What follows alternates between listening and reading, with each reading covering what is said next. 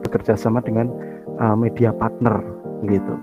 Nah, this is a summary of the main online influence on purchases during the customer journey or path to purchase.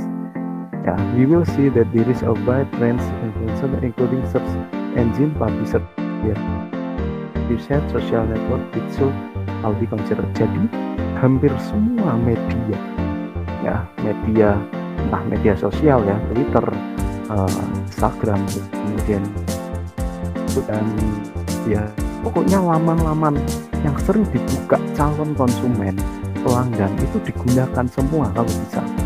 Anda buka juga sering Shopee juga ya kan, kemudian Bukalapak sama ya, mereka gunakan itu juga untuk apa ya, tetap mempengaruhi konsumen. Biar apa? Ini during the customer journey or path to purchase, yang mengantarkan konsumen untuk melakukan proses pembelian khususnya di marketplace itu. Jadi yang sangat memanjakan masyarakat. Lagu yang saya dengarkan ada lagu kenangan masa kecilku, terus Negeri di Awan, dan masih banyak lagi. Karena di setiap termin atau sebelum masuk ke berita pasti akan diputarkan 4-5 lagu. Siaran Break and Easy ini juga memberikan kontrol dan berkat sosial. Kemudian saya mengambil pengamatan di salah satu channel televisi yaitu SCTV. Menurut saya dengan tujuan semuanya sudah sesuai. Di Instagram oleh salah seorang penyiar senior, dia menyampaikan bahwa salah satu cara untuk mengurangi keberadaan program-program yang kurang mendidik atau kurang berkualitas atau kurang sesuai standar dapat dilakukan dengan tidak menontonnya. Karena kalau kita tidak menonton, maka otomatis itu berpengaruh pada rating. Kalau ratingnya tidak baik, otomatis program akan ditarik kembali. Seperti itu.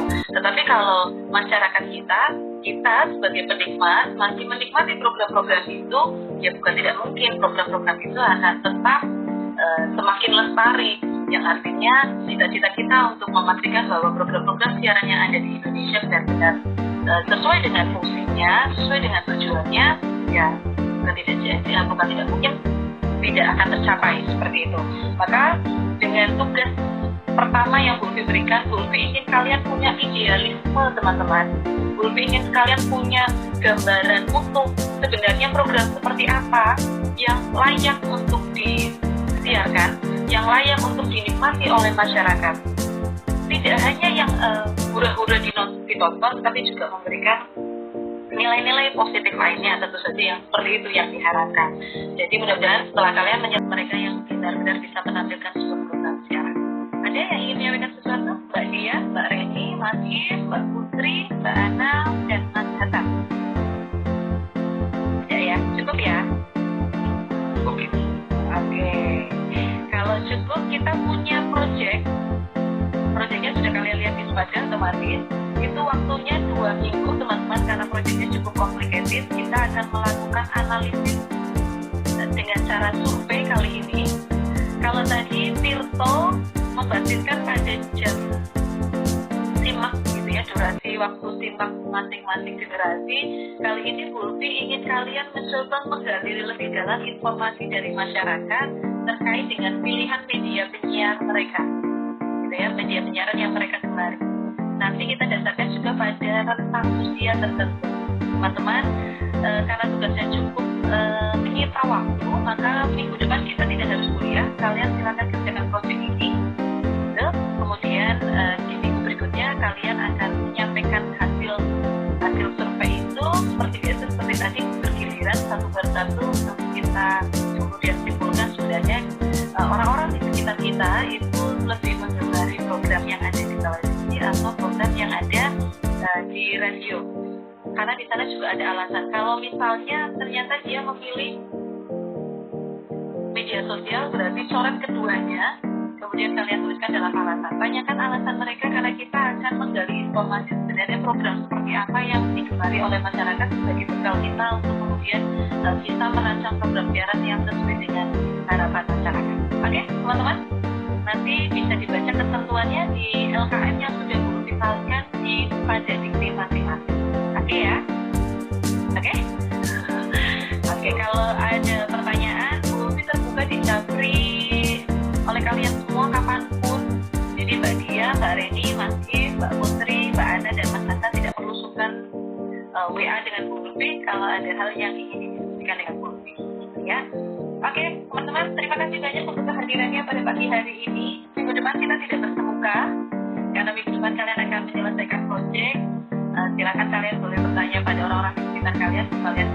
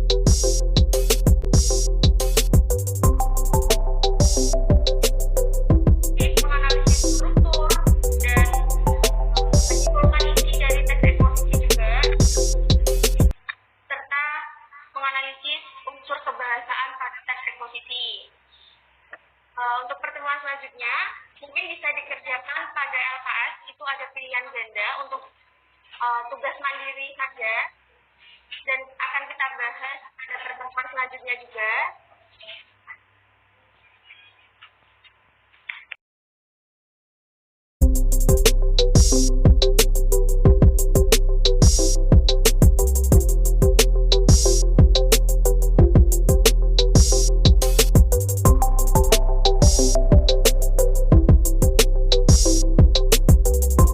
Bismillahirrahmanirrahim. Assalamualaikum warahmatullahi wabarakatuh. Perkenalkan, saya adalah Ibu Nani Iliatun, Sarjana Pendidikan. Saya adalah guru mapel Bahasa Indonesia di SMA Negeri 11 Semarang. Dan dalam hal ini, saya adalah guru pamong dari 3 mahasiswa PPL Unkris jurusan Bahasa Indonesia. Dalam kesempatan kali ini, saya akan memberikan testimoni terkait dengan pelaksanaan PPL di SMA 11, khususnya untuk mapel Bahasa Indonesia, yang kebetulan dalam hal ini saya membimbing 3 mahasiswa dari jurusan Bahasa Indonesia PPL Unkris. Di antaranya yang pertama adalah Mbak Sinta Putri Kasari, kemudian yang kedua adalah Mbak Bianca Wahyu Adelia, kemudian yang ketiga adalah Mas Miftahul Ulum. Secara umum, kalau saya boleh memberikan penilaian, ketika praktikan PPL Bahasa Indonesia Unkris secara umum, penilaian saya adalah yang pertama, untuk penguasaan materi dari ketiga PPL sudah sangat baik. Hanya saja mungkin dalam kegiatan pembelajaran perlu mencari referensi sumber belajar yang lain.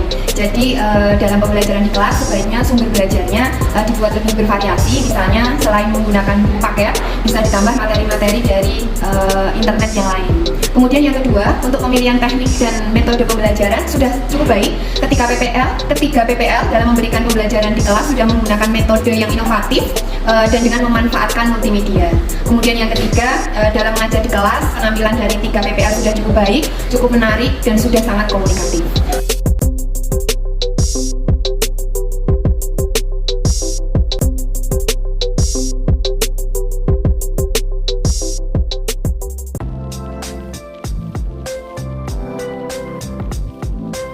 Di atas kehadiran Bapak Kepala Balai Bahasa Provinsi Jawa Tengah, Bapak Dr. Ganjar Harimansyah Wijaya, yang terhormat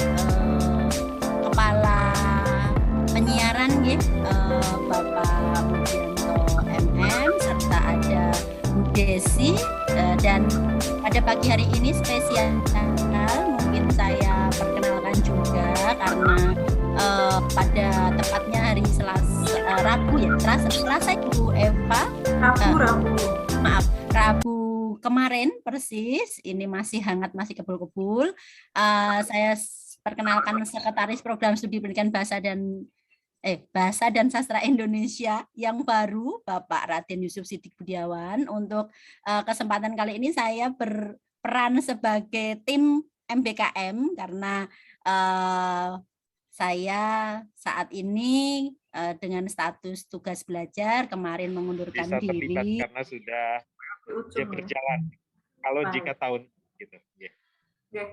Bapak, terkait dengan itu jumlah mahasiswa yang dimungkinkan untuk asistensi penelitian berapa nggak Bapak? Kami itu ada sekitar 6 penelitian ya. Jadi bisa sih mungkin nanti di tiap penelitian itu 2 orang atau 1 orang bisa nanti tinggal diatur saja nanti. Oh baik, ya.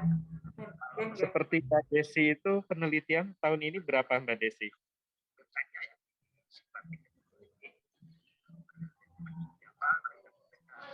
Saya ada 2 penelitian, Mas Ganjar. Nah, di tempat Mbak Desi misalnya 2 penelitian bisa mahasiswa membantu 4 orang gitu ya Mbak Desi ya? Ya.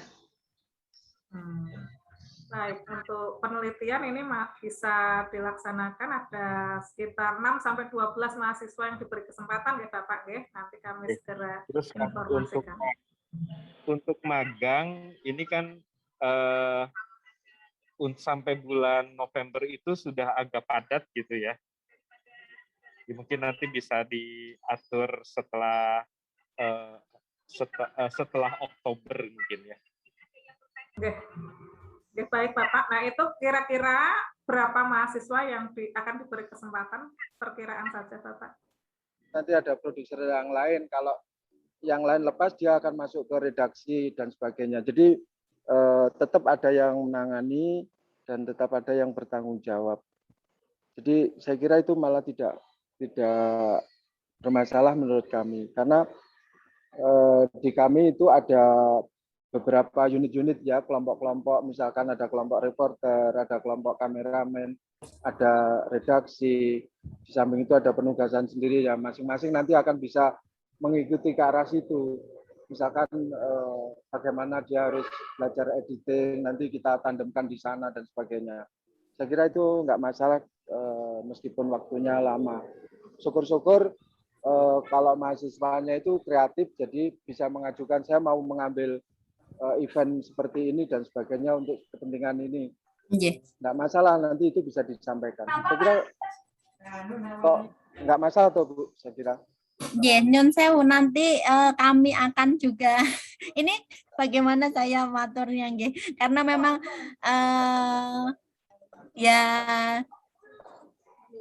maaf kalau saya menyebutkannya di awal, sebaiknya jangan ada dusta di antara kita. Maksud kami dengan sadar betul mungkin ini prodi memang memohon bantuan, tetapi setidaknya karena itu nggih kembali lagi apakah memang ada plot-plot terkait dengan mungkin transport nggih Bu Eva, apa saya menyebutkannya ya. Jadi saya juga untuk menyampaikan ke Bapak Ibu, ini kalau yang di BPJT kan juga ada ibunya ya, Pak Mujianto Nyon Sewu, ini nanu mawon apa terbuka mawon, dalam arti pengalaman yang sudah pernah ada mentor-mentor yang dari TVRI itu, apakah nanti dari kampus juga apa tadi saya malah tidak mampu untuk menyebutkannya lah, apa sekedar terima kasih atau apa begitu Bapak.